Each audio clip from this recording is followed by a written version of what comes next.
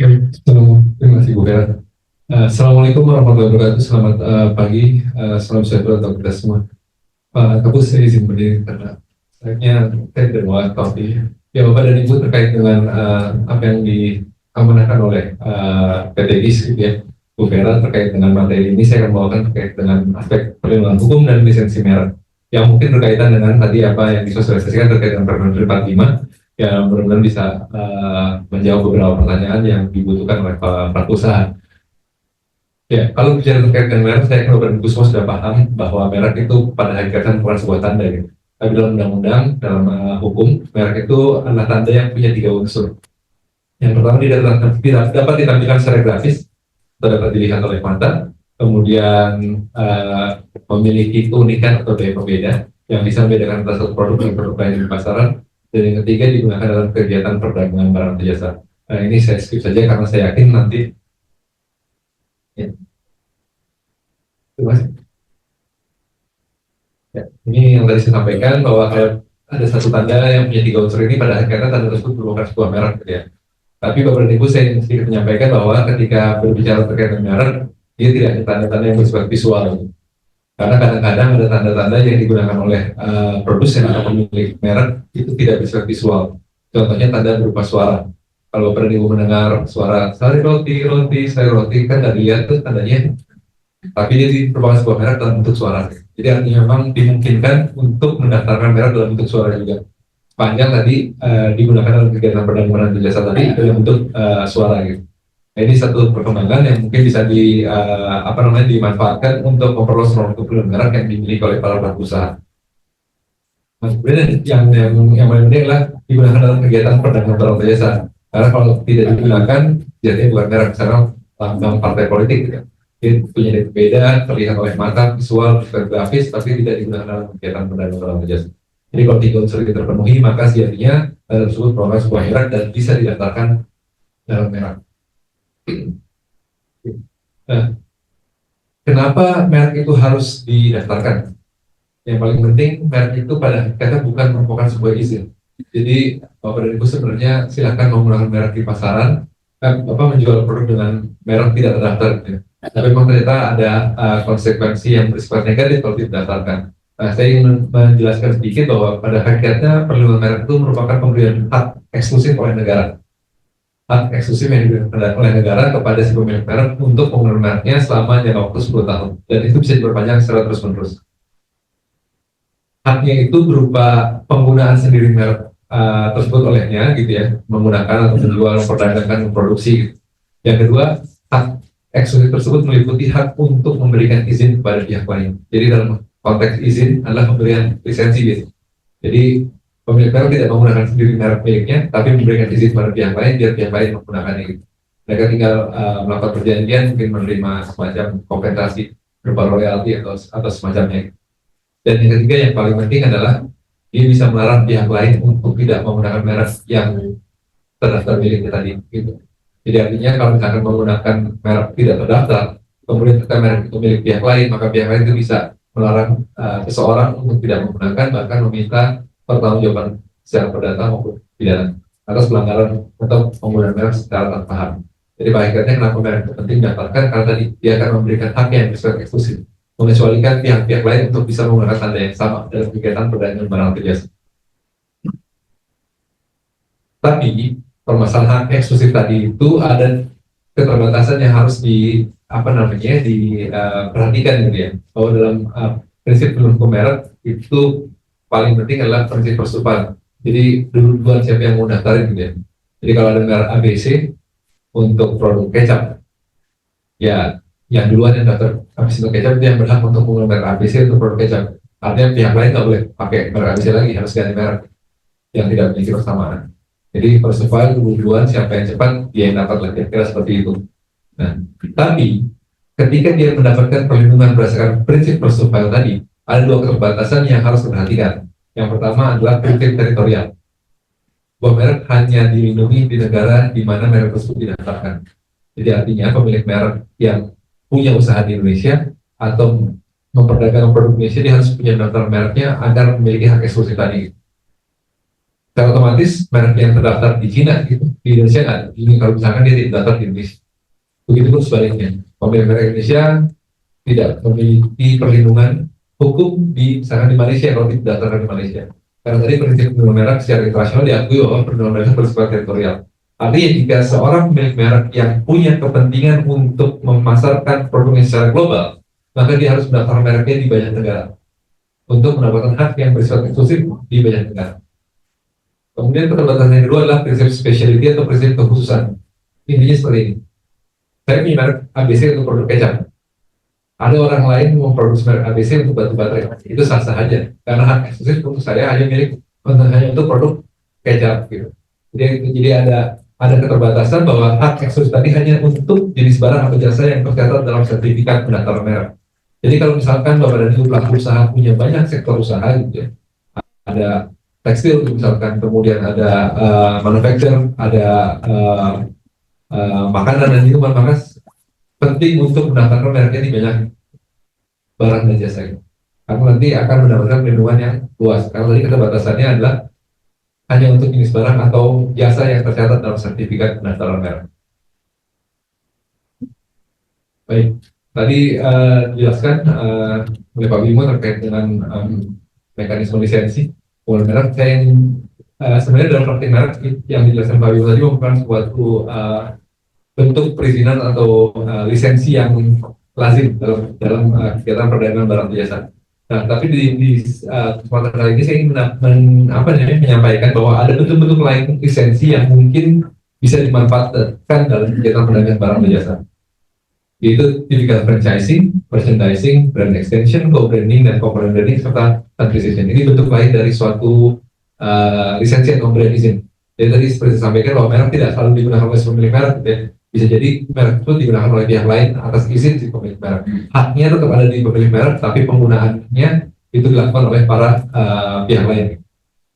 Kita coba detail sedikit ke bagian yang lebih detail. Kalau bicara terkait dengan franchising, Bapak dan Ibu saya yakin sudah paham ya.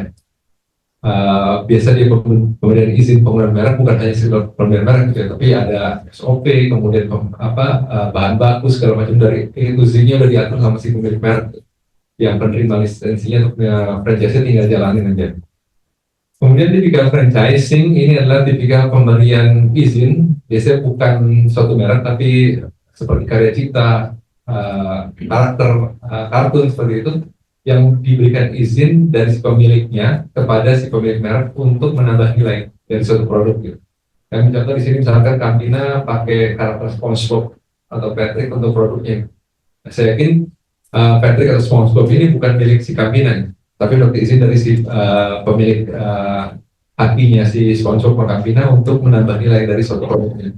Mungkin karena target marketnya anak-anak itu kalau misalkan ditempelin karakter kartunnya itu akan menambah nilai. Jadi artinya di sini ada kerjasama bahwa dari si pemilik merek meminta izin atau menerima lisensi dari si pemilik kartunnya seperti itu.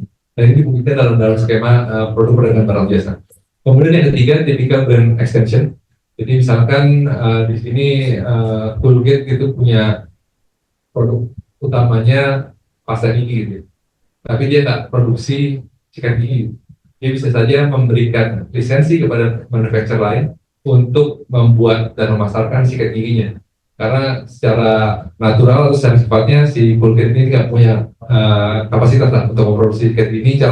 Contoh saja gambaran bahwa ada kemungkinan mekanisme pemberian lisensi dalam bentuk brand extension.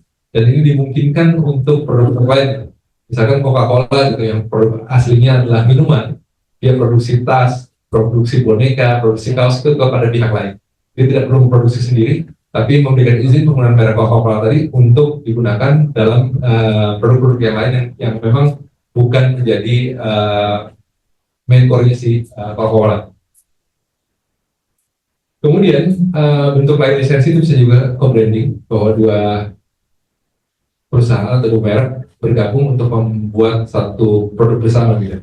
Di sini ada contoh misalkan iWatch sama Nike buat segmen smartwatch yang mungkin target marketnya adalah pelari gitu ya, atau orang yang suka olahraga. Jadi artinya memang mereka membuat semacam co-branding produk-produk iWatch yang series Nike. Kemudian bisa juga bentuk lisensi lain itu berupa komponen branding. Artinya satu komponen yang menjadi bagian dari produk utama, merek utamanya. Misalkan ada handphone atau laptop merek HP gitu, kemudian menggunakan Intel sebagai Pentium Intel sebagai prosesornya gitu. Nah, dia memberikan izin terkait dengan penggunaan merek Intel sebagai komponen branding. Ini salah satu bentuk yang bisa digunakan dalam mekanisme lisensi yang umum atau lazim digunakan dalam kegiatan perdagangan barang atau jasa. Bentuk lain adalah standarisasi. Di sini sebenarnya Bapak dan Ibu yang seringlah menggunakan mekanisme ini. Tadi dijelaskan penggunaan SNI pun pada hakikatnya merupakan sebuah lisensi. Pemberian izin menggunakan logo SNI dalam produk barang atau jasa karena sudah memenuhi syarat yang ditentukan oleh si pemilik merek. Nah, jadi misalkan kalau misalkan halal Indonesia boleh digunakan oleh semua orang sepanjang memenuhi syarat yang ditentukan oleh Badan Penyelenggara Jaminan Halal. Gitu. Jadi artinya kalau misalkan sudah memenuhi syarat sebagaimana disyarat oleh si pemilik mereknya, dia boleh menggunakan tanda tersebut dalam produk barang dan jasa. Dan ini lazim, misalnya seperti SNI, kemudian halal, dan banyak sertifikasi lain yang bisa ditempelkan karena sudah memenuhi syarat sebagaimana yang ditentukan oleh si pemilik merek.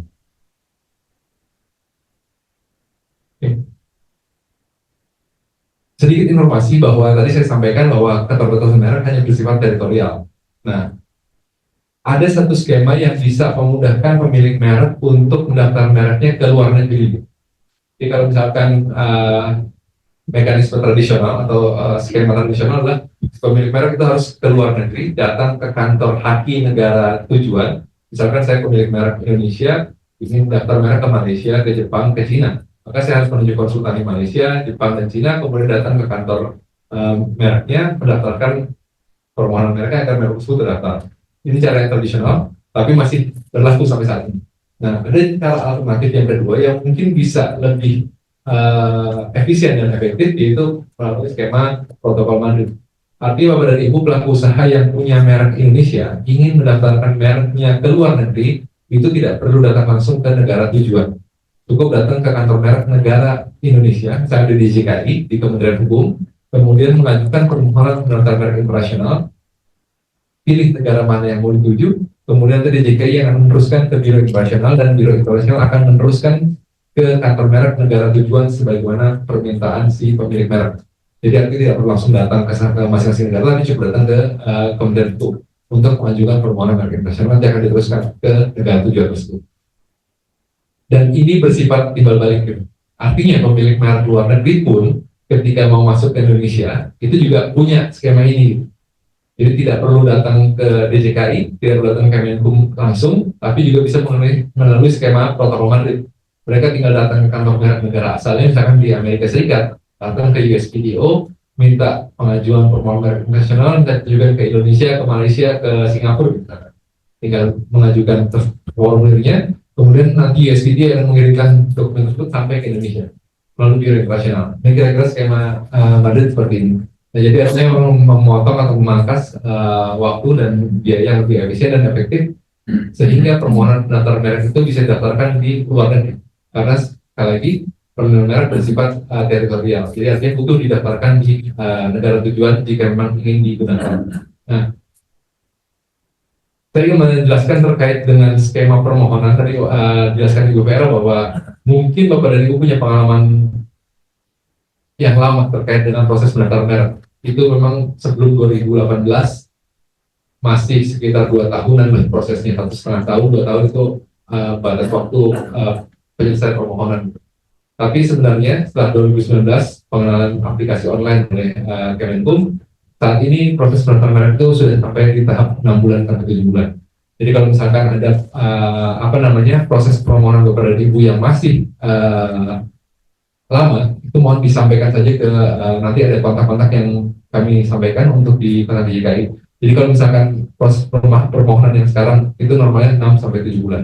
Dan mudah-mudahan di 2025 ini kami bisa memangkas lagi, karena sebagai perbandingan hak eksklusif yang diberikan oleh terkait dengan pengurusan merek di negara lain itu range-nya paling cepat itu sekitar 4 bulan gitu. Di Jepang dan Uni Eropa itu masih baru 4 bulan.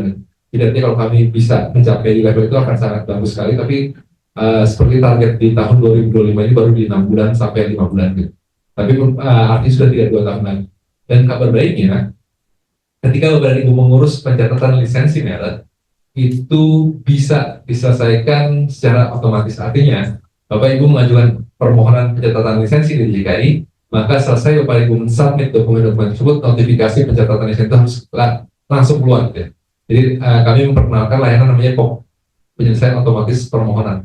Jadi kalau misalkan mengajukan pencatatan lisensi melalui aplikasi kami, maka selesai Bapak dan Ibu submit, klik tombol ajukan ke DJKI, maka pada saat itu juga akan mengeluarkan notifikasi pencatatan. Jadi nanti langsung selesai pada saat itu juga terkait dengan pencatatan lisensi. Dan memang syaratnya pencatatan lisensi tersebut, merek tersebut harus sudah terdaftar lebih dahulu. Kalau sudah terdaftar, tinggal ajukan pencatatan lisensinya melalui aplikasi, maka penyelesaiannya secara otomatis kira-kira 5 menit dari pengisian sampai ke keluar notifikasi. Nah, ini yang saya mau sampaikan terkait dengan penyelesaian prosedur otomatis pelayanan merek itu untuk perpanjangan, petikan, dan lisensi hanya cukup waktu 5 menit ketika mengajukan permohonan, maka notifikasi itu langsung keluar di akun Bapak dan Ibu semuanya. Nah, jika ada keluhan-keluhan, itu bisa disampaikan melalui kanal media sosial kami atau kontak di 152. Jadi nanti sampaikan saja nanti kalau misalkan. Jadi sekali lagi, kalau misalkan ada merek yang belum keluar dalam kurun waktu 6 sampai 7 bulan, maka sepertinya merek tersebut ada suatu masalah gitu ya. Tapi kalau misalkan tidak ada masalah, hampir dipastikan di angka 6-7 bulan merek tersebut sudah keluar di saat ini. Ya, kira-kira yang bisa sampaikan. Terima kasih. Assalamualaikum warahmatullahi wabarakatuh. Terima kasih banyak Pak Agung. Sebelum kita lanjut sesi pertanyaan, mungkin ada sedikit Pak dari Pak ini yang mau disampaikan. Video yang saya maksud itu.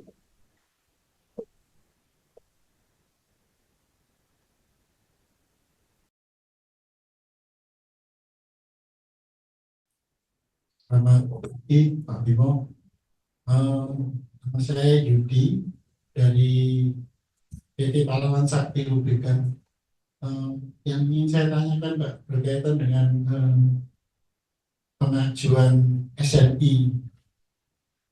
Misalnya ini ada produk dari luar yang akan bekerja sama dengan kita. Itu persyaratannya kan harus memiliki kantor perwakilan.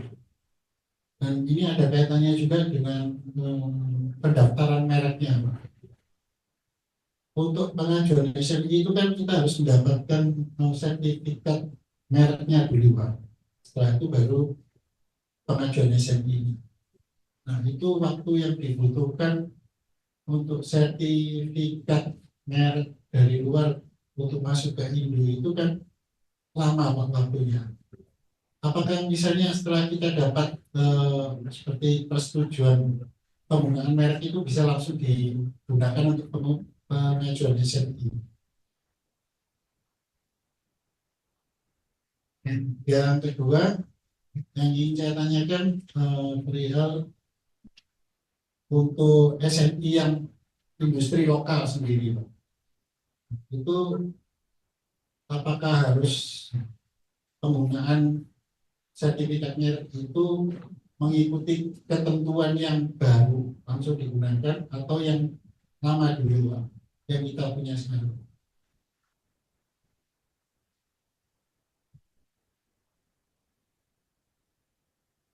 Ya, ya Pak, ini mungkin ini Bu Pak. Jadi untuk pertama tadi kan Bapak ini pemilik merek atau gimana? Atau mereknya di luar negeri sana? Ada pihak dari China yang ingin melakukan kerjasama dengan kita. Oh, jadi mereknya Cina? Iya, mereknya China. Mereka masuk ke sini. Iya. Mereka juga sudah memiliki ISO, sertifikat ISO, tapi di negara China. Selama ini mereknya belum terdaftar di kita, Pak? Belum. Baru ya. Baru akan masuk ke Indonesia. Sudah saya sampaikan bahwa harus memiliki perwakilan di Indonesia. Iya. Dia sudah berkenan untuk menunjuk kita. Oke, Pak Yudi apa? Pelumas Pak Yudi ya? Ya, saya belum masuk. Pelumas, oke. Oke, gini ya Pak Yudi ya. Jadi kan memang ada beberapa peraturan menteri Pak ya. Jadi yang kalau rumah mungkin saya baca dulu ya. Apakah nanti tanda daftar merek itu bisa jadi? Karena biasanya kan cukup lama ya Pak peraturannya.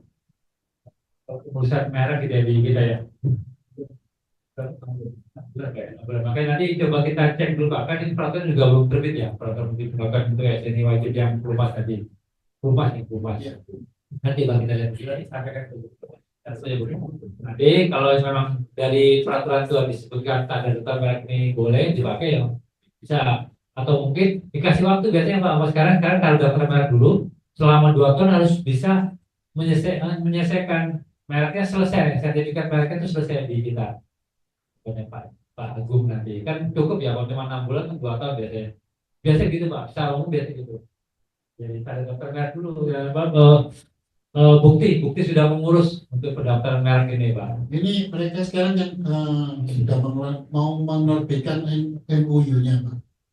Dengan Iya. kita Pak. Iya. Sebagai perwakilan di Indonesia. Ya nanti butuh akte notaris saja Pak kalau Ya, perlu. cuma sekarang mereka mempertanyakan masalah penerbitan mereknya itu dulu. Karena Iya. kalau terlalu lama, akhirnya mereka kan nggak bisa segera melakukan proses SNI segala. Itu kan butuh waktu Pak.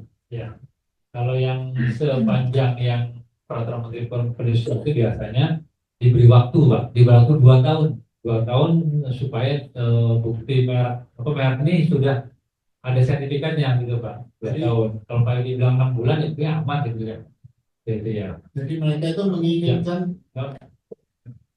Iya ya. Nanti ke Bu ini aja. Karena kita pelajari dulu ya Pak, pelajari dari peraturan menteri perindustriannya.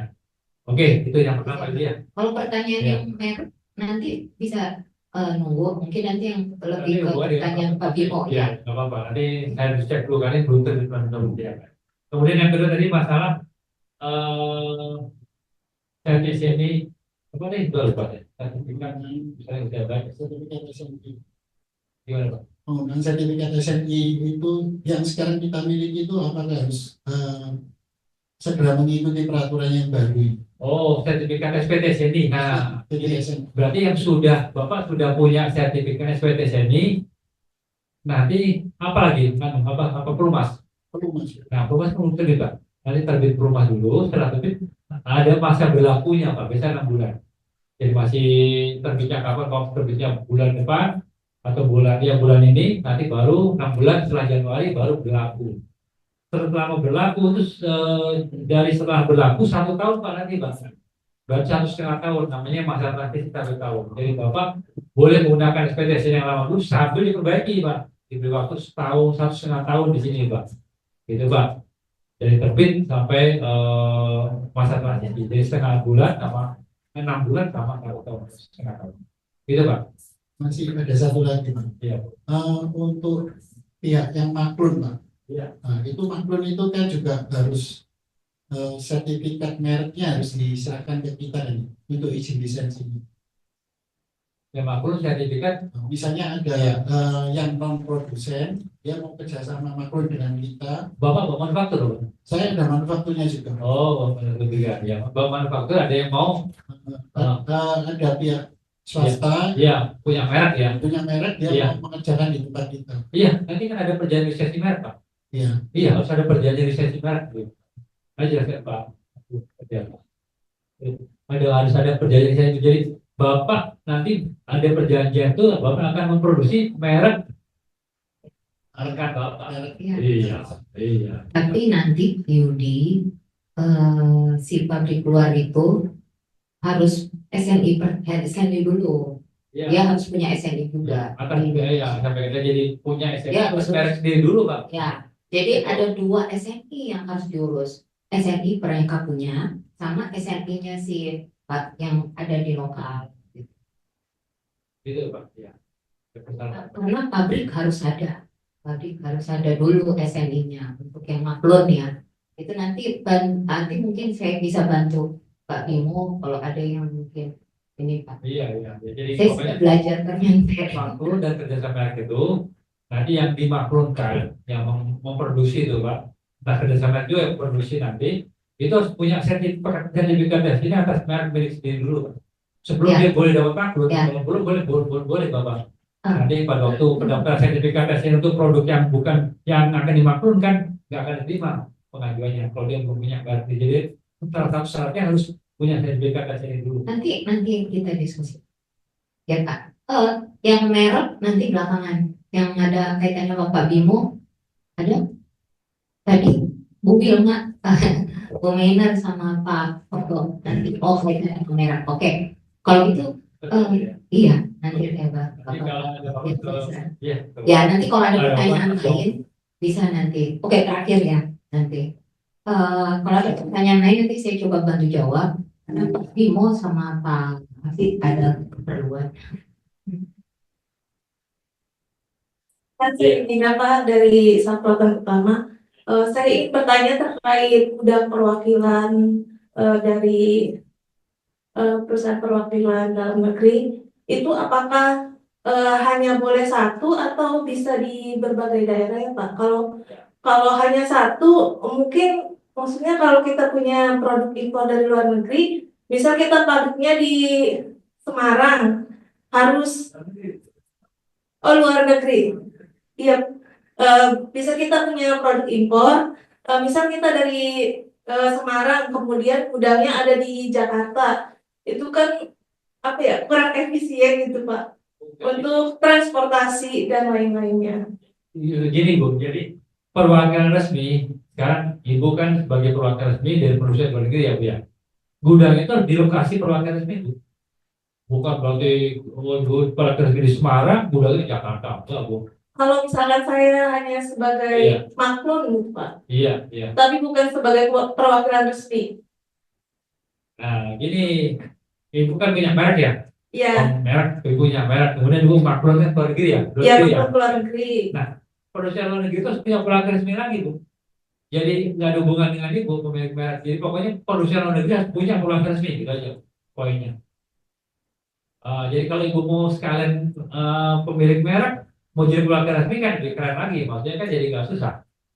Itu Bu maksudnya. Jadi kalau seandainya perusahaan luar negeri itu ingin mengedarkan produknya di Indonesia, yang mengajukan itu kan perwakilan resmi, ya sertifikat SNI-nya Bu. Nanti barang juga masuk ke gudangnya perwakilan resmi, itu poinnya.